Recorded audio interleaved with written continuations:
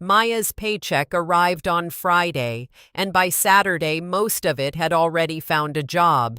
Rent took one part, food took another. A credit card payment waited for its turn. Then her car made a sharp sound in the parking lot. The repair cost $500.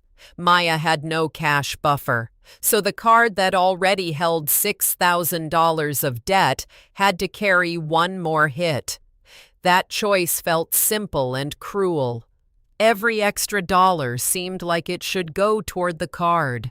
Her interest rate was about 25% APR.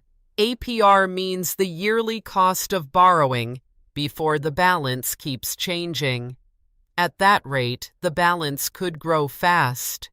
But with no savings, one broken tire, sick child, or lost shift could send her right back to the card.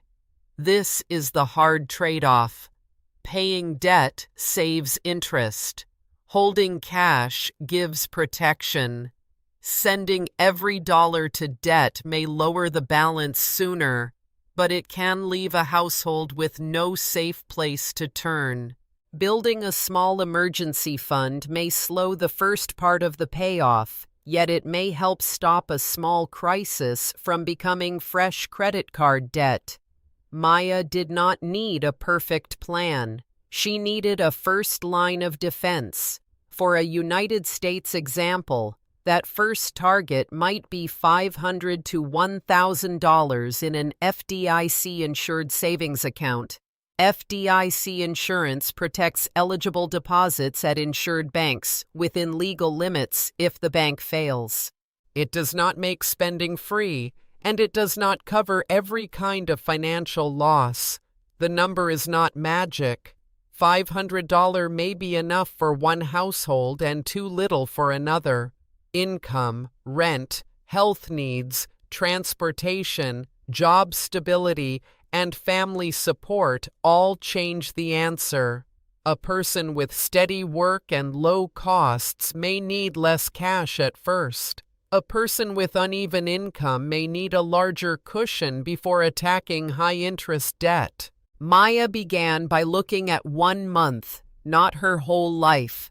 Her take-home pay was an example of $4,000. Essentials took $3,200. The card payment, phone bill, gas, and food left little room. She wrote down every due date, then marked the days her paycheck arrived. The goal was not to judge her past. It was to see where the pressure formed. Timing mattered more than she expected. A bill due before payday could cause a late fee, even when the month's income was enough on paper. Maya moved one payment date after asking the card company about available options. She set a small transfer to savings for payday. The amount was only $25. Small did not mean useless. It gave the plan a repeatable shape. She also looked for money that could move without hurting basic needs. For 1 month, she paused extra treats, delivery fees, and a subscription she rarely used. That did not solve the debt. It created space. A tax refund, gift, or extra shift could also help, but those sources were uncertain. The plan used regular income first and treated surprise money as a possible boost, not a promise. Her first target was $1,000. With $25 each week, that would take time. A larger transfer, when safe, could shorten the path. The point was not to reach the number on a fixed date. The point was to build cash that was separate, easy to find, and meant for a real emergency. A savings account helped keep that money apart from daily spending. While the fund grew, the card still received its required minimum payment. Missing that payment could bring fees, credit damage, or other costs, depending on the account terms. After the small savings goal was reached, Maya planned to send most extra cash toward the card. This order protected the first stage of her plan without pretending that 25% APR was harmless. The Federal Reserve tracks broad household and credit conditions, while the CFPB offers consumer information about credit cards, interest, fees, and repayment problems. These sources do not know Maya's budget, and they cannot choose for her. They can help explain the rules. Her card agreement mattered too. The APR, minimum payment, late fee, and due date were facts she could check. Then the repair bill arrived. In this example, Maya used $500 from savings instead of adding $500 to the card. Her account fell from $1,000 to $500. That felt like losing progress. It was still progress. The emergency fund had done its job. It turned a new borrowing event into a savings refill. The next choice was not to abandon debt payoff. Maya kept the minimum payment on the card and rebuilt the used $500. She returned to the small weekly transfer and added part of her next paycheck.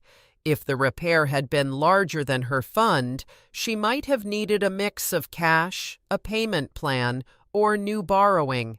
A buffer lowers risk. It does not remove risk. Once the account returned to $1,000, the balance began to change faster. Suppose Maya had $200 left each month after essentials and required payments. She could put a portion toward the fund during the first stage, then send more of that $200 toward the card.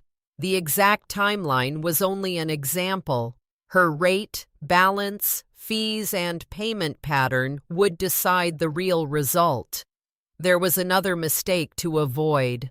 Maya did not close every account or stop using credit without checking the effects. Closing a card can affect available credit and credit history, though the result differs by person. She focused on paying on time, lowering the balance, and avoiding new charges when possible. Credit is a tool with a cost. It is not the same as emergency savings. As the card balance fell, Maya's plan changed again. $1,000 was a first buffer, not a final answer. After high-interest debt was gone, the next goal could be a larger reserve for several months of essential costs.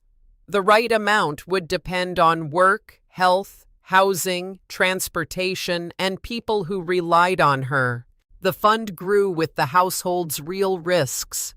A separate savings account also made the plan easier to follow. Maya gave it a clear name in her bank app.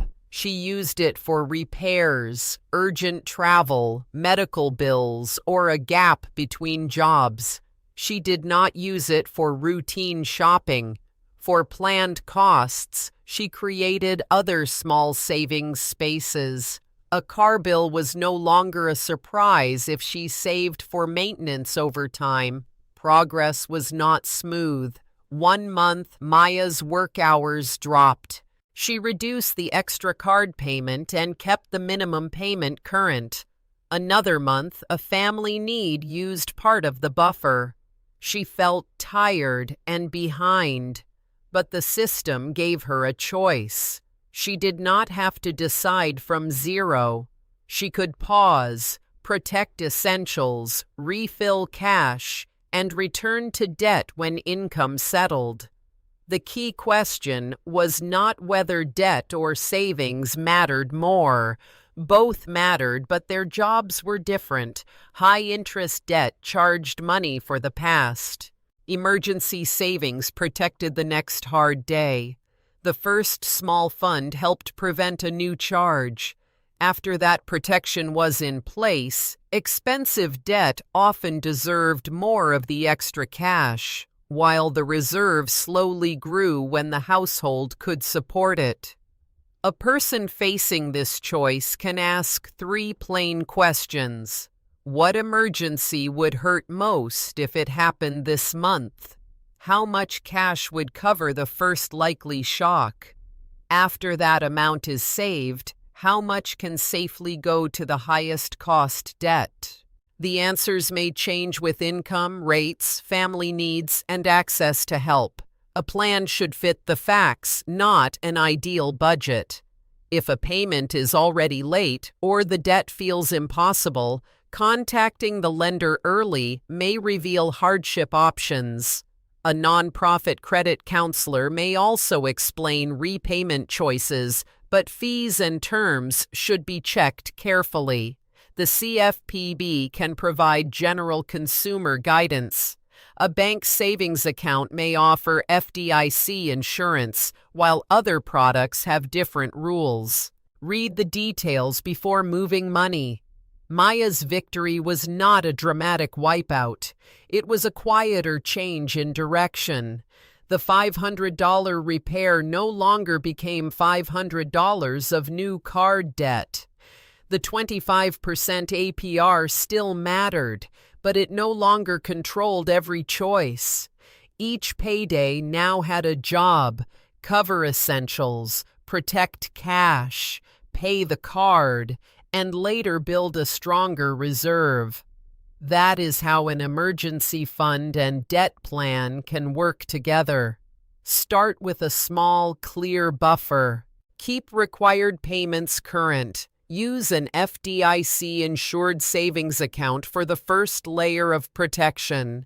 Then direct more spare cash toward high-interest credit card debt while rebuilding savings after real emergencies.